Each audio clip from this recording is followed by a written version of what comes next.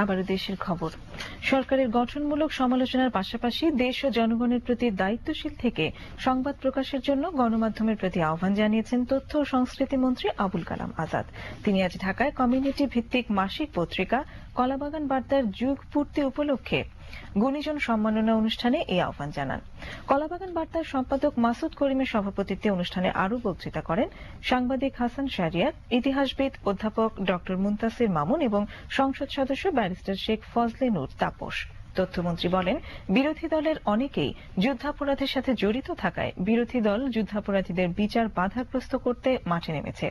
সব বাধা অতিক্রম করে এই সরকার যুদ্ধাপরাধীদের বিচার করবে বলে জানান তথ্যমন্ত্রী। অনুষ্ঠানে শিল্প, সাহিত্য ও সাংস্কৃতিক ক্ষেত্রে অসামান্য অবদান রাখার জন্য কবি আব্দুল মান্নান সৈয়দ মরণোত্তর, অধ্যাপক ডক্টর মুনতাসির মামুন, কবি নাসির আহমেদ এবং ক্রীড়াঙ্গনে অবদান রাখার জন্য কলাবাগান ক্রীড়া চক্রকে সম্মাননা প্রদান করা হয়।